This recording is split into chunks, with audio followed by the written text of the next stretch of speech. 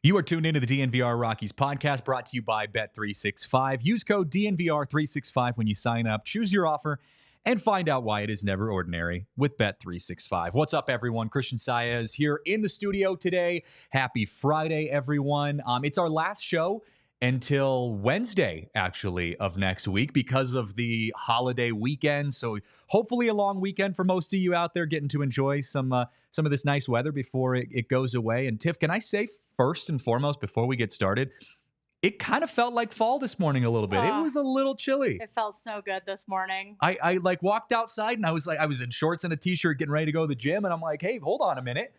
Do I need to put on a hoodie? Like this feels good. Oh, it's getting there. It's getting there. The 22nd is the official start of fall, but I think we'll start feeling it. I mean, I know like a couple weeks ago we had our last 8 p.m. sunset of the year, and I'm starting to actually like recognize that it's getting dark quicker in the evening. You know, like I'm going outside around 7:30 to take my dogs out, and I'm like, oh wait, it's kind of dark now, you know? So days are getting short. The weather's getting colder. It feels like postseason baseball is what's coming up. I mean, not for the Rockies, but for the rest of you guys out there. And look, hey, Noah Spyrick in the chat. Got to give a shout out to our former friend of the pod, former co-host Noah Spyrick, for joining us today, all the way from good old Indiana. You love to see the podcast growing each and every day. Noah, thanks for jumping on board. Hey, the Rockies didn't have much going for them this week against their foes, the Marlins. I think the Marlins have the Rockies number. They've had it pretty much all year long. I think they've only won 2 games out of their entire season series against the Marlins. They got swept earlier in the year against Miami in Miami.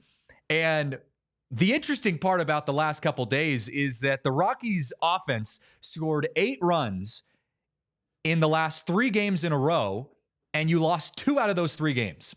So the Rockies offense is not to be blamed for any of the struggles that they've had against the Marlins, but in true Rockies fashion, their pitching tends to be the problem, and it was the problem for them as they took their loss yesterday to the Marlins 12-8. We're going to talk more about the breakdown of some of the games, some of the things that we saw throughout these games. But the talking point that I wanted to hit on first, that I think is most important to focus on, that came out of yesterday, was that the Rockies outrighted Antoine Kelly to AAA and have officially moved to a 39-man roster at the moment, which basically what that means is that they're making room for a call-up. They're making room pretty much for a September call-up. It's August 30th, so we're expecting to see a call-up here early September. Now, I want to preface and start this by saying this all could be just a roundabout way of clearing up space for Senzatella to make his return to the Rockies. So I'm about to speculate here on everything else beyond that, but this could be a move just to get Senzatella back in the lineup. He did make his first Double-A start, and you know, I've talked to Bud Black a couple times, and he said, Senzi's feeling really good, and he's looking really good. I would not be surprised if this move was for Senzatella. I do also feel like they could probably be wanting to get a little more out of him in the minor leagues and his rehab starts before they bring him back up to the big leagues. But I just want to say, before we get into kind of all the options, that this could just be a move by the Rockies to create space for Senzatella. Now, Senzatella does need to be added to this roster soon here to avoid that Rule 5 this summer. And so we could see him coming up into the big leagues here very soon. But if this isn't a move for Senzatella, then where else are the Rockies headed with this? Let's go down the list of some possible prospects that could be making their way to Coors Field here very soon. Zach Veen, he was the name, when I posted this on Twitter, he was the name that kind of came up most consistently for me. And I I agree with a lot of people by saying that I think we're going to see Zach Veen in a Rockies uniform pretty soon, whether that be to finish out the year this year or, in the early stages of next season as well. The issue that I have with Zach Veen, and I've said this before on the podcast, is he is a guy that just doesn't have a spot right now in the lineup for the Rockies. The Rockies have a pretty solidified outfield. You've got Jordan Beck in left field, Brenton Doyle in center field, and or actually I should say Nolan Jones in left field and Beck in right field. And the only way I see Zach Veen coming up is if you kind of put him where Cave or Hilliard are and say, okay, you're going to be kind of the guy that's now going to start taking some reps on Doyle, Nojo, or Beck's rest days. That's really the only way I start seeing Veen up there. So do I think that Veen is the next call up for the Rockies? I don't, just because I just don't think you've got a spot for him at the moment. But he is up there. I think he's someone that you could see. There was a comment that I saw that was made saying that, you might DFA Cave to make space for Veen. I don't see that happening just because this is probably the last we're going to see of Jake Cave this season. I just think they might move some other pieces around and kind of get him in there. But we'll see on that. Jaden Hill, he's probably my go-to, I think. If we're going to see someone getting their first start at the big league level this September, Jaden Hill is going to be the guy for me. He's a right-handed pitcher. He did go on the 7-day IL on the 18th. But I think he's probably the next, the next in the rotation for the Rockies in their farm system. And I think that he's going to be a guy that really Bud Black and this organization is curious to see like how he can fare at the big league level. I think, guys like Dolander and need a little bit more time. Could still see them up this year, but, still need a little bit more time. But I also think they're interested to see how Jaden Hill's pitching style plays out at the big leagues. His walks and command are high, but his strikeouts are really good. And so, I think seeing someone like that, seeing how that translates over to a big league level is important, especially this part of the season. And so I could see it being a pitcher coming up. The Rockies obviously are in need of pitchers. So Jaden Hill is a guy that is on that list for me. Senzatella, obviously I just mentioned him. He could be a guy that we see. It's just a matter of, are they comfortable bringing him back into the rotation, this quickly? And then Dolander, he's been pitching really well. And I think I wouldn't be surprised to see him in the lineup. I just think he's in a place right now where he's kind of rolling in the minors, and I think they aren't willing to take him out of that role just yet. I don't know if I fully agree with that. I just haven't seen the signs pointing towards him being the guy that you go with. And so, look, I think it's going to be a pitcher. I think it's either going to be Senzatella or Jaden Hill. I'd be surprised if it was Zach Veen, just given the solid start that this outfield has had and how they've solidified themselves. But yeah, interesting thing that we're going to keep an eye on, though, because that move is very distinct for them going forward and making that move. Want to answer a question from Burge in the Toyota chat. He says, I guess we're assuming that Chris Bryant has played his final game this season. That's the assumption. And even if Chris Bryant says, you know what, I'm healthy enough to come back, I don't think he plays. I don't think the Rockies, first of all, I don't think the Rockies fans want to see him at all. At all. I don't think the management wants to see him. Like, look, you've got an outfield that's set right now. Jordan Beck and Nolan Jones, two of the players that are high on the list of the future of your outfield, if not already solidified as the future of your outfield. And then Brent Doyle, obviously. Your designated hitter spot's pretty much taken up by Charlie Blackmon, because Charlie Blackmon is in possibly his final year in a Rockies uniform, also still playing pretty well. I don't know if we saw, he just hit a home run to the third deck the other day. And so the Rockies aren't going to take Blackmon out of the lineup consistently. I think, Chris Bryant could maybe get put into a Zach Veen type of situation where he just, if he's healthy enough, just kind of comes in to, take some reps, to help guys rest maybe, or like I said, maybe helps Charlie Blackmon rest and takes over at that designated hitter spot. I just think The issue with Chris Bryant is, what do you do with him moving forward from this? He's going to have a spot on this team. You can't get rid of him. You can't eat all of that cash. You still owe him more than 50% of his contract, of his $182 million contract.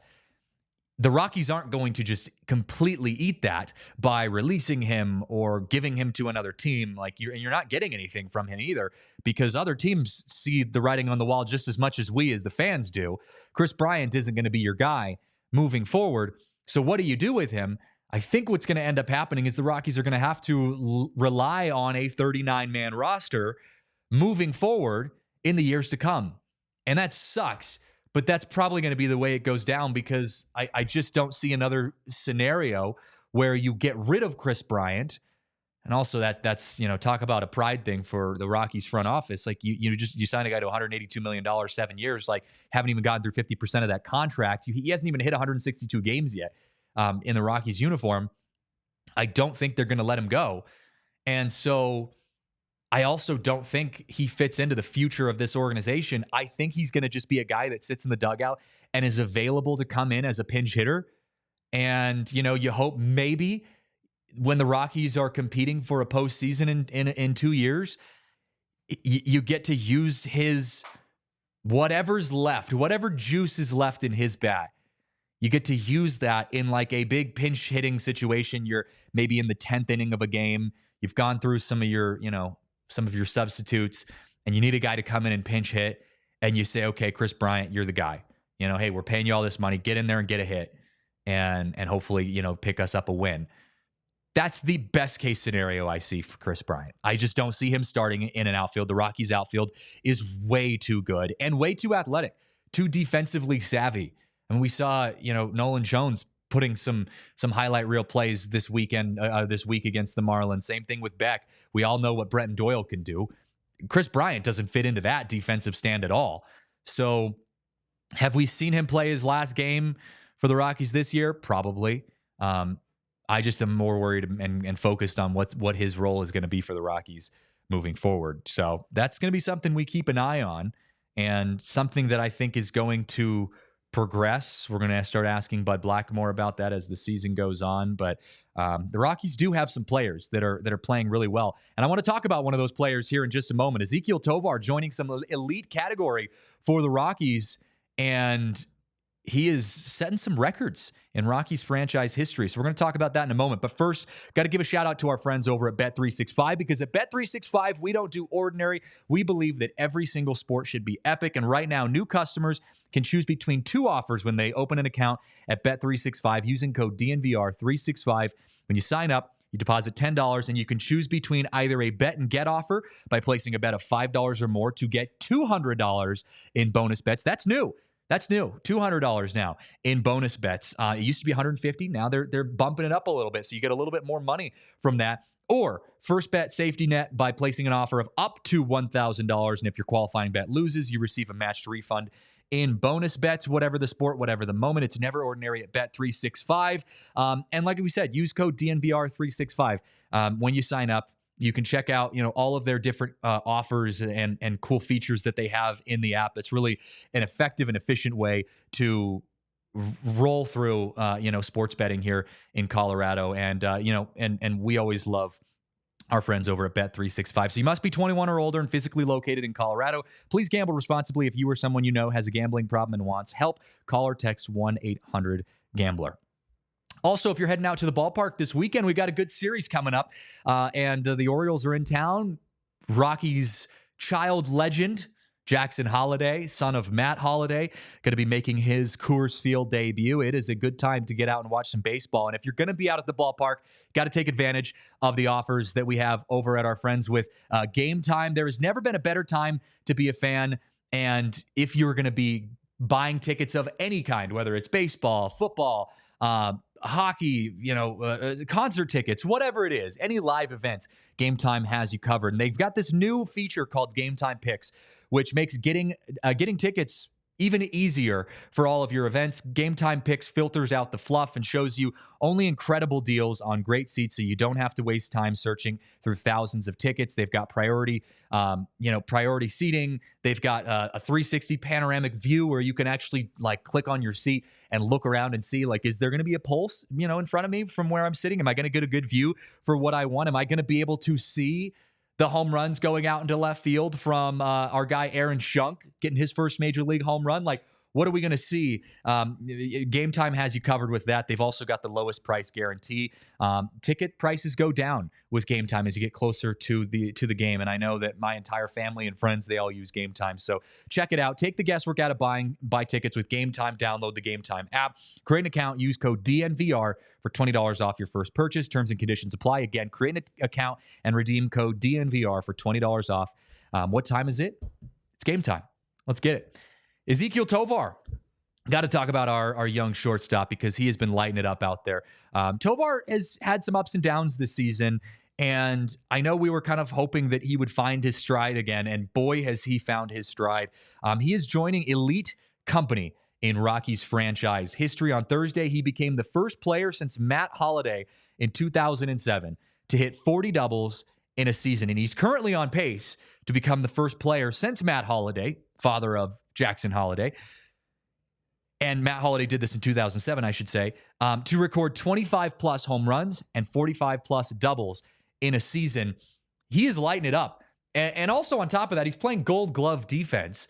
And we asked Bud Black, over the course of the week, I think it was a couple days ago, we asked Bud Black about, what his thoughts are on Tovar and seeing him really fit into that role in the shortstop spot and how he's kind of fit in not only just to the shortstop spot, but into this Rockies organization. So, Tiff, do we have that clip there for Bud Black talking about Ezequiel Tovar? He had some really high praises for the young shortstop. We good? Let's hit it, Bud.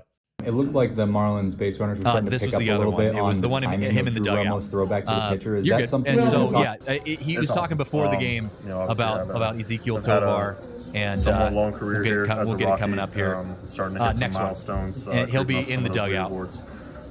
That's our boy Kai Freeman. I should have sent it to you. I think I did. But no, it's very special. Oh, you're good. You're good. See, it's Friday going into a long weekend. Who I grew up we're chilling. And we got nowhere else to be. So it's really coming. I think it's there. It is. It's just this is Bud Black. Athleticism of being a baseball player. He's done that his entire life. When he was in Boise as a young player, a number of years ago, the coaches on that team told us about him, that he's going to be a big leaguer. And that was their projection way back when he was like 17 years old. And just how he handled himself on the field, around the bag, all plays, the instinct of the time clock with the runners and all those things. He had that. He had that knack. Some people refer to it maybe as the it factor. I think he's got it.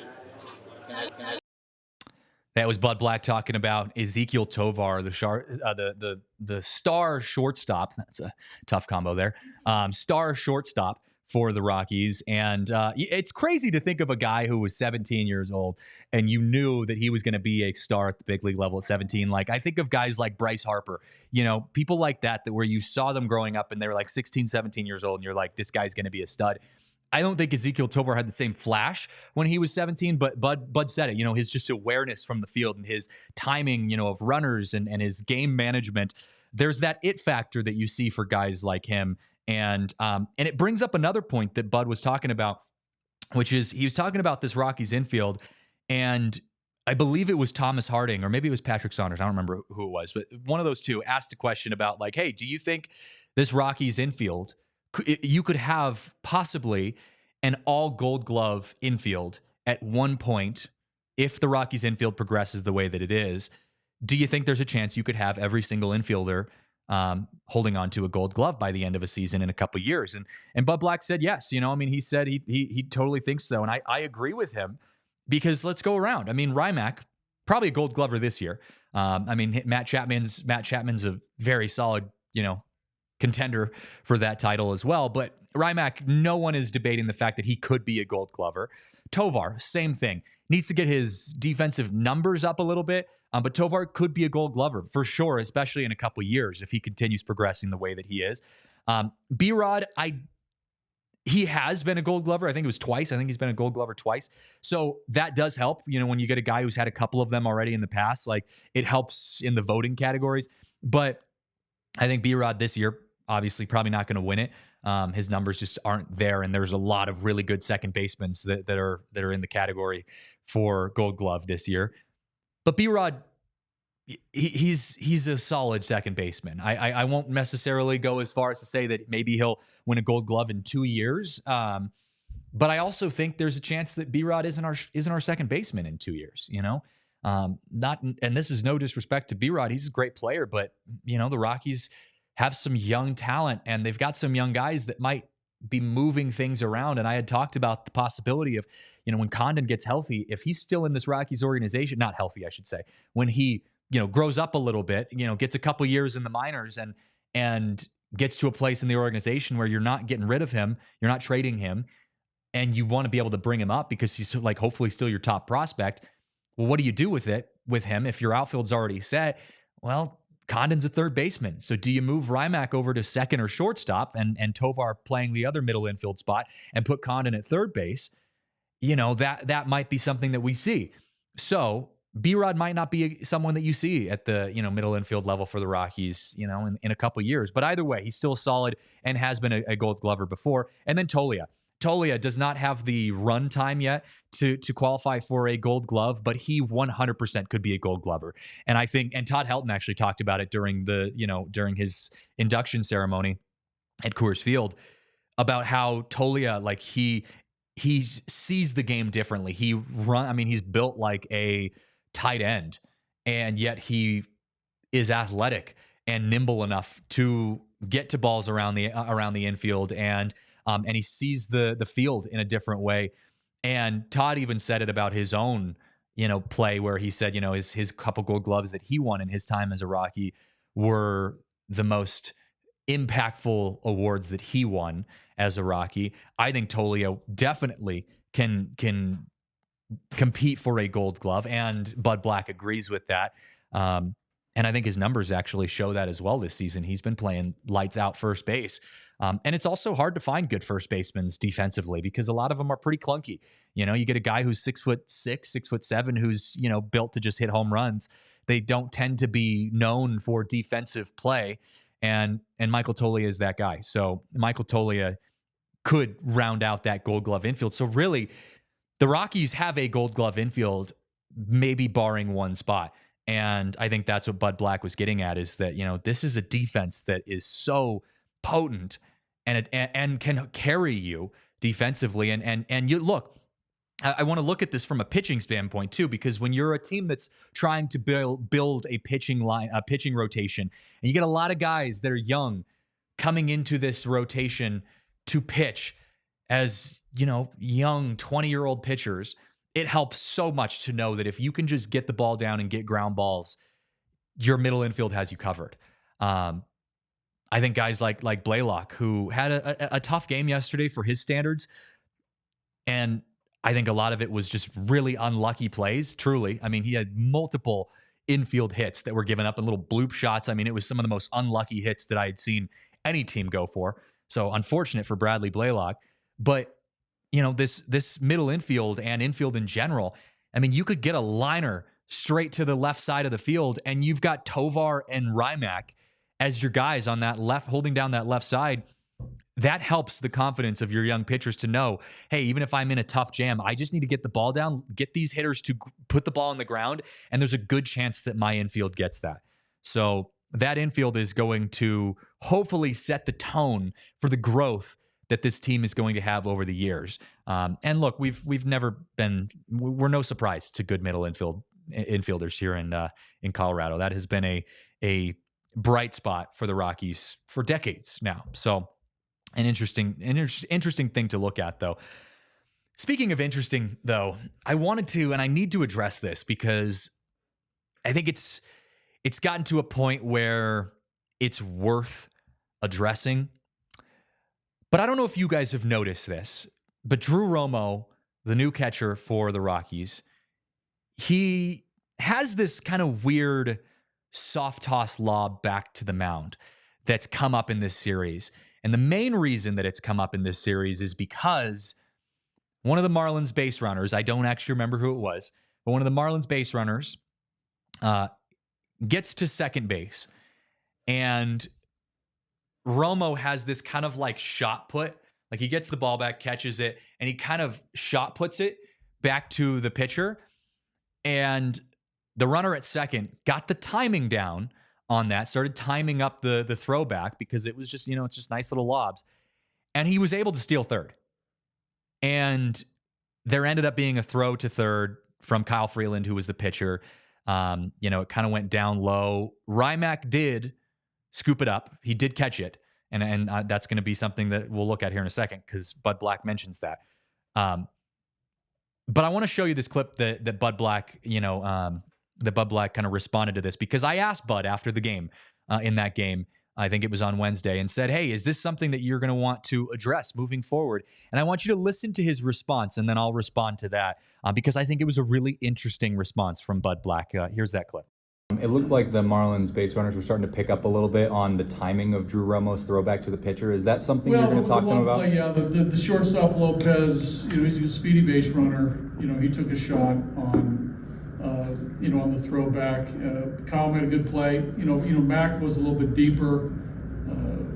Mac was a little deeper. I mean, it was a bang play. Did Mac drop the ball on the tag? It looked I don't like think he so. Probably would have been out, but I don't know. I think Mac dropped the ball, but we're aware of that. That's a fair question. That was an interesting response to me because I think Bud walked around that question a little bit. And he did credit it at the end saying, that's a fair question, which it is. But I think they know that that's a problem.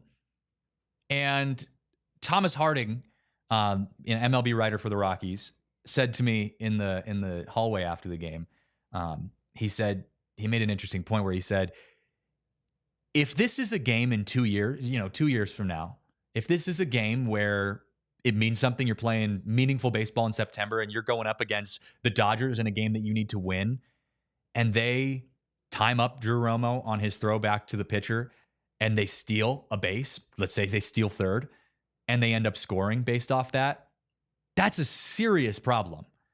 Yes, it doesn't really matter when it's the Marlins in this year. But if you're going to be the catcher, the franchise catcher moving forward, that could be a serious problem. Because it as a hitter, as a base runner, a good base runner, guys are going to time that up, especially the more that we see Drew Romo. He's new, so he's going to get away with some things because we haven't seen him yet. But if we start seeing Drew Romo playing a lot more and other teams start seeing him, they're going to figure that out. Bud did say at the end of that clip that they are aware of that. So what that means to me is that they know that it's a problem. They don't have a solution for it yet. And they don't really want to, tip their hand to it just yet. And I'm not trying to put him on blast either. I love watching Drew Romo. He's a great defensive catcher. His pop time, 1.81 yesterday, by the way, or 2 days ago. No, it was yesterday. Yeah, he's a great catcher. And his bat is starting to come alive. He was this close to hitting his first major league home run. Crushed a ball off that right field porch. And his bat has come alive in this Marlins series, which has been amazing to see because his bat was kind of the concern when he got up to the big leagues of could he get his bat going? He's getting his bat going right now. So this is not a knock on Drew Romo overall as a player. It's just something specific that technique-wise is interesting. So the question now becomes, why does he do that? Why does Drew Romo throw in that way?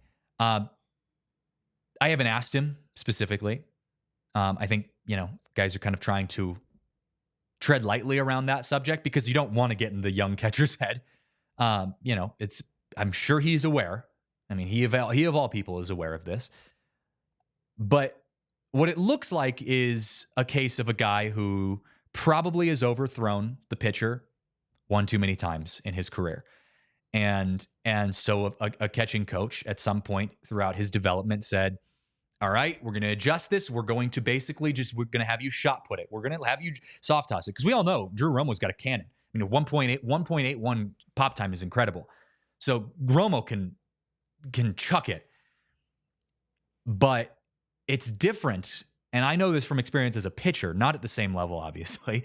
But as a pitcher, I had that same issue when I would get like routine ground balls, they call them PFPs, pitcher fielding practice. Get like a routine ground ball back up the middle to me. I'd field it, and I'd have all this adrenaline because I'm going up throwing like 89 miles an hour on my fastball. And all of a sudden, you get a routine ground ball that you need to just slow down your adrenaline and lob it over to first. And I would sail that throw to first every single time. Got to a point where I actually was like, even if it was a nice routine throw and I had tons of time, I was like, I was like, my release point was off. It's like I didn't know how to play catch.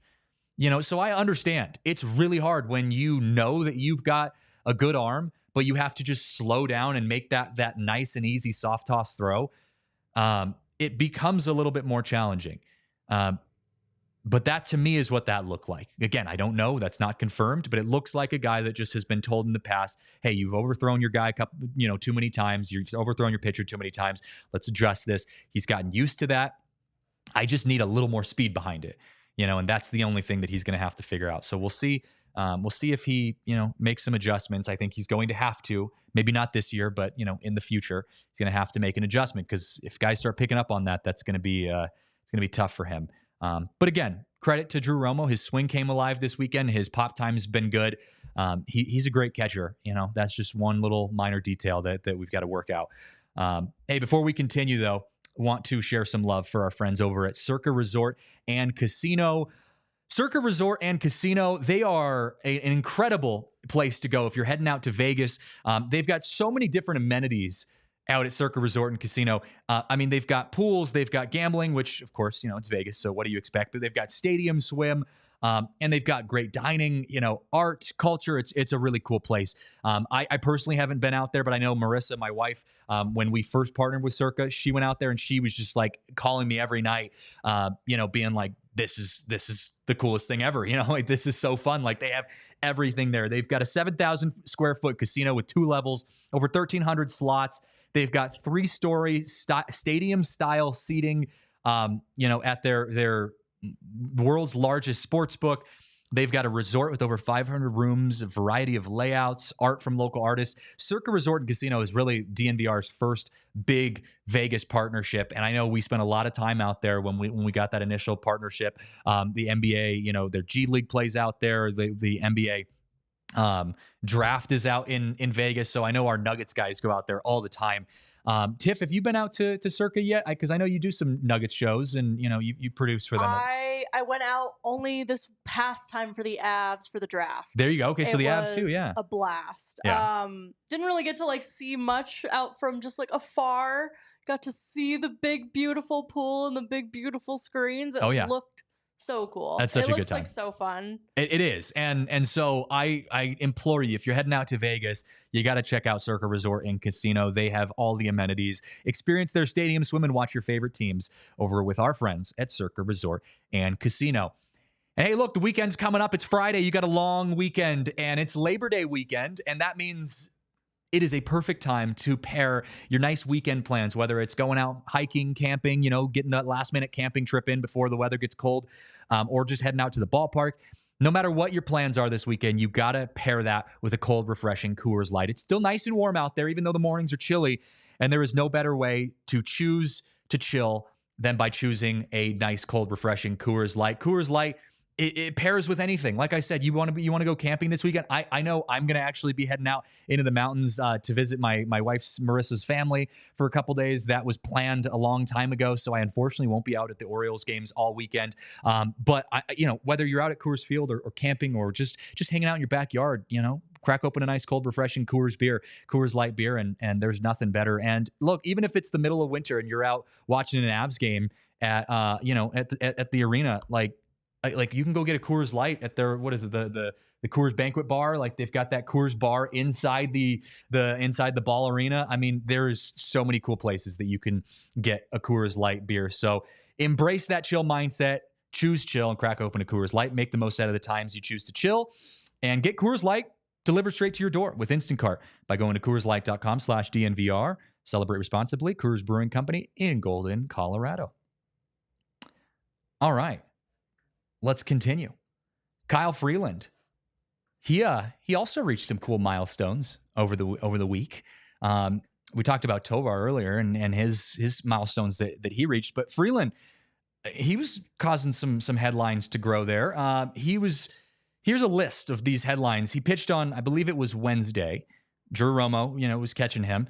And Kyle Freeland officially has become the Rockies pitcher with the 4th most strikeouts in franchise history with 800, 3rd most innings pitched with 1,066, 5th most wins in franchise history with 58. And he also has, I believe, 5th most starts in franchise history as well, which we asked him, and this wasn't part of the clip that we're going to show in a second, but I did ask him, or we asked him in the postgame, like, what are you most proud of? Which of those are you most proud of? And he said the starts was his most proud record that he held, or at least, franchise record that he was holding, because he's like, being able to take the ball on every 5th day is just one of the coolest things as a starter. Like the strikeouts are cool, innings pitched, like wins are obviously really cool, but he's like, but being able to be healthy and just continue to get starts for your team, he said was the coolest part for him. But yeah, Kyle Freeland continues to be that guy for the Rockies, and he played a good game on Wednesday, pitched a good game. That was one of their wins for the Rockies. And we talked to him after the game, and here was a clip because we were asking him, what it feels like to just kind of get some of those accolades, and this was his response. It's awesome. Obviously I've had a somewhat long career here as a Rocky, starting to hit some milestones, creeping up some of those leaderboards, try and nip at Marky's heels on a few of them. But no, it's very special to know that I'm posted up with some of those guys who I grew up watching and loving to watch. So it's really cool for me as a kid, Kid Kyle and Adult Kyle. Kid Kyle and Adult Kyle. You love to see it. I know. Doing it for the youth. Speaking of playing for your childhood, I'm expecting to see a little bit of that coming out of Jackson Holliday this weekend for the Orioles. The Orioles coming into town. Jackson Holliday, son of Matt Holliday, getting to make his major league debut at Coors Field, the field that he pretty much grew up on, watching his dad play. So I'm sure there's going to be some emotions swirling around the Holliday family. I would imagine that Matt Holliday might be making his trip out to Coors Field this weekend, and it's going to be a fun time to be out at Coors Field. But for Kyle Freeland, look, right now, at least on the Rockies team, there's no one, he's up there top 3, top 4 of guys that are synonymous with, Rockies players, or Rockies kind of franchise right now, currently playing. He's up there in that top 3, top 4 with, Rymack and Charlie Blackmon kind of mixed in that group as well. So Freeland continuing to do well, and also good to see that his blister isn't causing him any more problems. I said it when his blister popped up initially that, like, those are concerning injuries, because even though it seems small, it feels like, it's a blister, like it's not that big of a deal.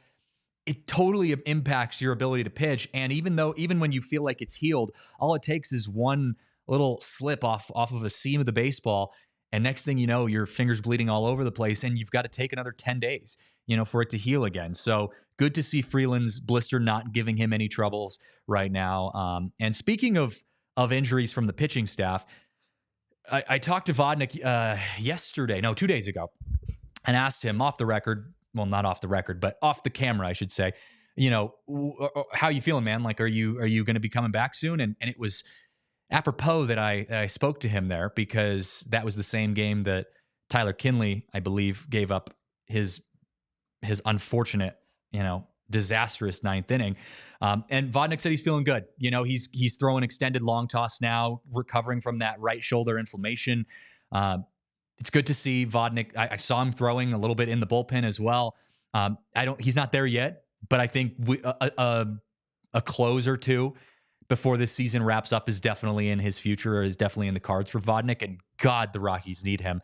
The Rockies have a 7.44 ERA in the 9th inning, by the way, which is insane to me.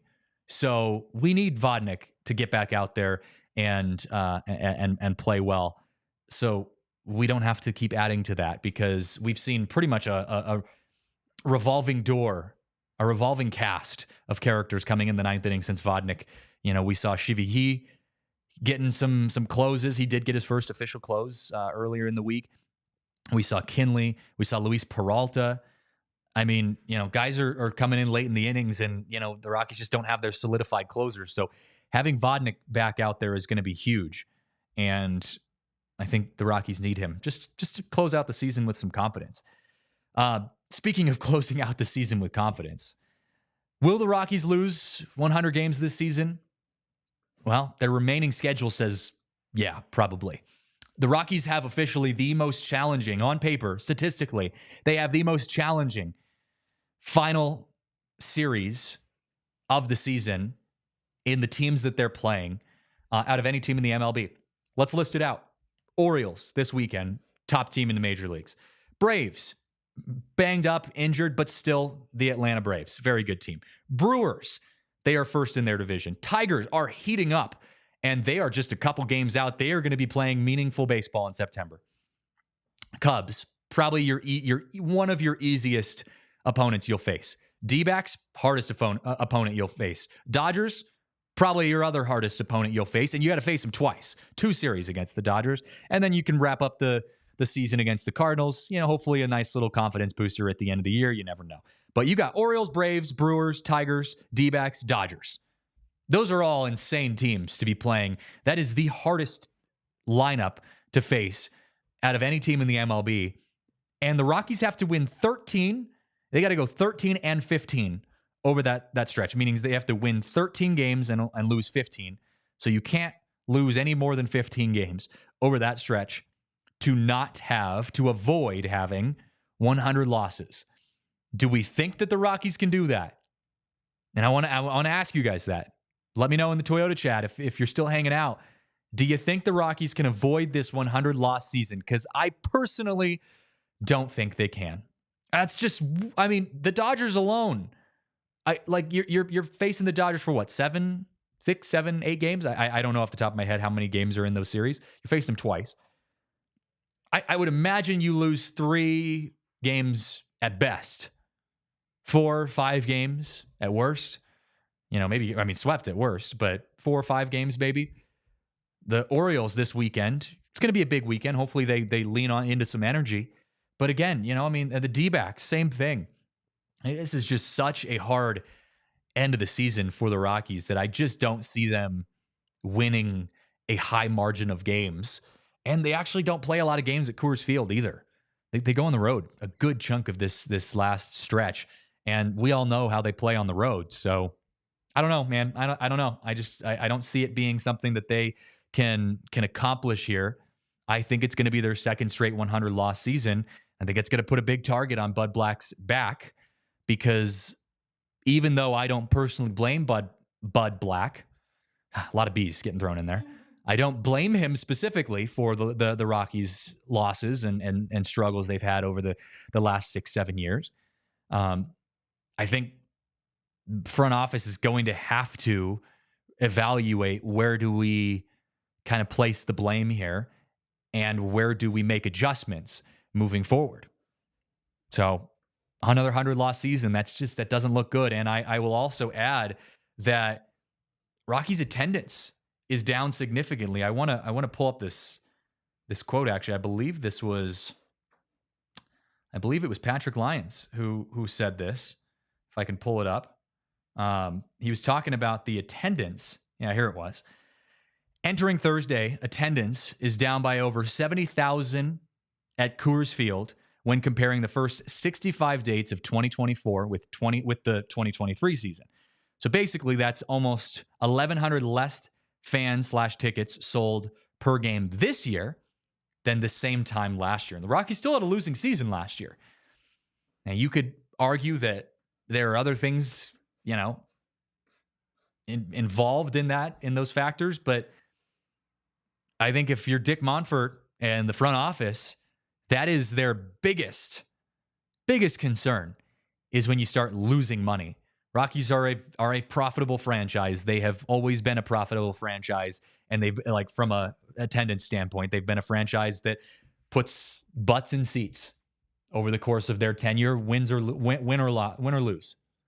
And so if you start lowering your attendance, and again, yesterday was it Thursday, midday game, a 1:10 p.m. game on a Thursday. There was no one at the game. I think it was like 20,000 people or less for a Rockies game. That's going to start causing some changes, I think. So keep an eye on it, because I think that some dominoes might start to fall if the attendance levels continue to drop and the Rockies' success levels continue to drop. I want to go beyond the Rockies here in a moment and share a crazy story about Shohei Ohtani, because I don't know if you guys saw some of the stuff that Ohtani was doing over this past few days. And I hate talking about the Dodgers, but man, we're going to talk about them in a second. But before we do, got to talk about the best sunglasses in the world at Shady Rays. I've got some Shady Rays with me today. We're going to rock the Shady Rays. God, this is a good look. It is such a good look. Shady Rays is one of my favorite partners. I love sunglasses, and I'm one of those people that, like, I cannot go a day without rocking a good pair of sunglasses, especially here in Colorado. Like, what are you doing? Marissa is a prime example of this. She will go like months without sunglasses sometimes. And I'm like, how are you not blind? It'll be the middle of winter, snow on the ground. Her corneas are just like bright red from the like, reflection burn, the snow burn. I'm like, what are you doing? I cannot go without having sunglasses every day of my life. I will say I wasn't a sunglasses person until I got a nice pair of sunglasses that were polarized, and like you saw the difference and you could feel the difference in your eyes. That's her thing. That's where she's like, she doesn't like, she has a really small nose. So like she doesn't have sunglasses. Like she had a hard time finding sunglasses that like fit onto her face. And then she also just felt like, she's like, I just couldn't find sunglasses that were like a good fit to like the size of her face. But I'm like, okay, put in the time, go out there. Like I wear them every single day. That's the beautiful thing with Shady Rays is there's so many styles. Yes. For men and women. Exactly. There's so many styles. And so I think when she finally started wearing sunglasses consistently was when when we first partnered with Shady Rays, and she took advantage of some of their discounts, and hasn't gone back since. Shady Rays is truly, I mean, these sunglasses are incredible for me. They look great. They feel great. They're polarized for when I go fishing. I can see the little fishy swimming in the water. I was taking my sister fishing when she was visiting from Seattle, and I'm like, I was wearing my Shady Rays, and I'm like pointing down there into the water. And I'm like, Maddie, look, the fish. I can see them like right there. And she's like, they're not there. What are you talking about? I'm like, no, literally, look right there. And she had sunglasses on too. I gave her my polarized sunglasses, and she put them on, and she's like, oh, there they are. It's like night and day. So yeah, it is crazy what a good pair of polarized sunglasses can do. And if you use code DNVR, you can see there on the screen as well. Using code DNVR gets you 35% off polarized sunglasses at Shady Rays. There is truly no better deal, and they are just incredible sunglasses. So try for yourself and get a pair of the shades that were rated 5 stars by over 300,000 people. Well, and speaking of amazing ratings, got to talk about the best rated car, the best rated vehicle ever, in my opinion, because it truly, Toyota is the most effective, efficient, high quality vehicle out there on the market. I've talked about this in the past. My cousin, he's going to school for auto engineering right now, and mechanical engineering, and we talk about cars. When I talk to him, and he says without hesitation, Toyota is by far the most reliable, consistent car. And he has no affiliation to Toyota. He doesn't even own a Toyota himself personally, but just for the cars that he's worked on himself in the shop, Toyota is the way to go, because they are just such quality cars. I've got a 220,000 mile 2007 Toyota Highlander that I beat to death out in the parking lot going up into the mountains, and it still is running better than cars that that are newer. And so there really is no better way to go than to go choose Toyota. There's so many different makes and models, so many different colors and combinations. You just can't go wrong with Toyota. So visit your Front Range Toyota stores at a location near you. AutoNation Toyota Arapahoe and Centennial, Corwin Toyota in Boulder, Groove Toyota in Littleton, Mountain States Toyota in Denver, Stevenson's Toyota East in Aurora, and Stevenson's Toyota West in Lakewood. Toyota is the official vehicle of DNVR. All right, we gotta go around the MLB here for our last segment of the show.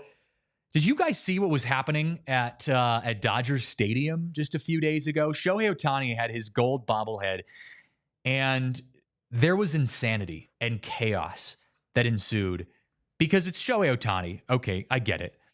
But look at these pictures of the line, first of all, that was at Dodger Stadium. It's 90 degrees on, I believe it was like a Wednesday.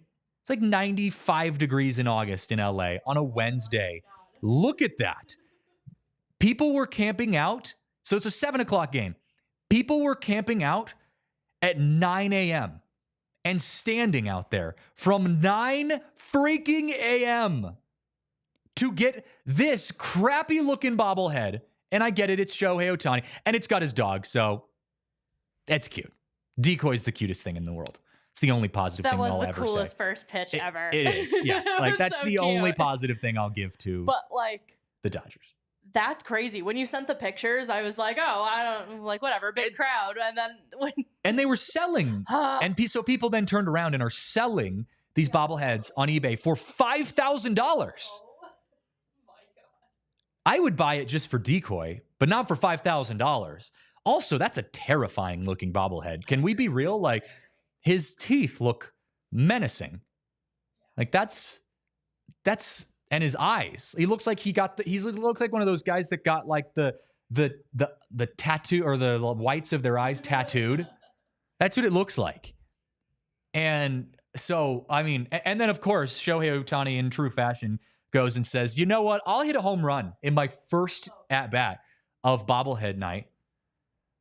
But to give credit to a different player on the Dodgers organization, it was not the biggest sellout in Dodger Stadium this year. Kike Hernandez bobblehead night actually had more tickets sold. Wow. So Shohei, got to get on Kike's level, man. But it brought up the question to me that is Shohei Ohtani worth $700 million to the Dodgers?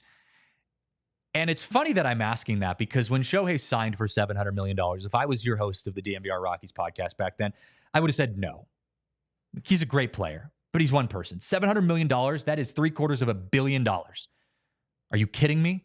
Like, no one's worth that. Shohei might be worth that. I think my tone has shifted. I think Shohei Ohtani is worth every cent of that $700 million because he is changing the face of baseball. He's putting up numbers that have never been seen before, ever. He's on track to go 51 of 52 home run and stolen bases this year. Never been done. His pitching numbers were incredible when he was pitching. That's when he was pitching. Like, and he's a beloved fan. The weird, sports betting scandal aside. He's a beloved player to the fans, I should say. Especially in the city of LA, such a diverse fan base. And, I think from fans of all backgrounds, his popularity is on another level. So that brings up a follow-up question of Shohei is the most popular Major League Baseball player since I think he's in a league of his own. I think Babe Ruth would be, I think for his time, probably that guy. Like when Babe Ruth was playing baseball and he stepped outside of a limousine, every single person in the world, if social media was a thing back then, if it wasn't like sit around the radio at night, like waiting for an update, like I think Babe Ruth probably would have been at that level, just given the time. I think Ichiro, if you're looking internationally, Ichiro was one of those guys, not the same level fame-wise in America, but you go to Japan and Ichiro was like, you couldn't go anywhere without seeing Ichiro stuff and hearing about Ichiro when he was in his prime. But Shohei is the combination of both. And when the Dodgers come to Coors Field, the press box is packed. Like there is double the amount of media members in Coors Field when Shohei comes to town. So, wow. Shohei could possibly be worth every cent of that $700 million. Another, going beyond the Dodgers now, another interesting story. Will Smith, who's currently playing right now on the Rangers, our good friends at DLLS Rangers, shared this information. Will Smith, this is interesting. He's won a World Series 3 years in a row on 3 different teams and could potentially, he's on the Royals now. Sorry, he's on the Royals now, was on the Rangers last year. Could potentially make a playoff run this year and go to the World Series. The Royals are playing phenomenal baseball right now. So he won it in 2021 with the Braves, got traded to the Astros, won it with the Astros in 2022, got traded to the Rangers, won it in 2023 with the Rangers. Now he's on the Royals, and the Royals are making a run to the postseason. I mean, that's pretty sweet. That's pretty cool. I don't think he's complaining. No, that reminds me of Pat Maroon for sure. Yes. Well, and talk about a cool trophy case. Oh yeah. Like you win 4 or even 3 World Series. Like you're doing well. Like you're doing really, really well. So shout out to Will Smith, because cool. That is I don't know if I've ever seen that. I mean, Maroon, how many did Maroon win with? He got 3 because he got the St. Louis and then the Tampa, right? I think something like that. Something like that. Yeah. He got 2 Tampa ones, and then he got one before that. He got the one before Tampa. Must be nice. And then he was gonna try to go for another one, and then we screwed him over. Yeah, well, tends to happen. Look, and you get a bonus every time you win a championship too. So financially, you're enjoying that every single time. If you remember his Stanley Cup videos, he was living it up. So I'm sure he was. I can imagine Smith is also just having a blast. Hey, look, we're having a blast as well. Football's back. College football's back in town. Did you see the CU NDSU North Dakota State game last night? I didn't. I went to bed. Well, you missed a good one. For a good one for Buffs fans, good one for North Dakota State. They played well. I don't know if you saw this clip. Mark Jones, play-by-play on the broadcast, brought out the word. He used the word prestidigitation in the broadcast. Did you have that on your Scrabble for the day? I didn't. I don't think that's been in my word of the day not on your Wordle sticker thing in years. Prestidigitation. Can you give me the definition? It is the art of or the act of sleight of hand. Can you spell it? Absolutely not. Absolutely not. I am a journalism student that gladly uses spell check for everything. Prestidigitation. PRESTIDIGITATION.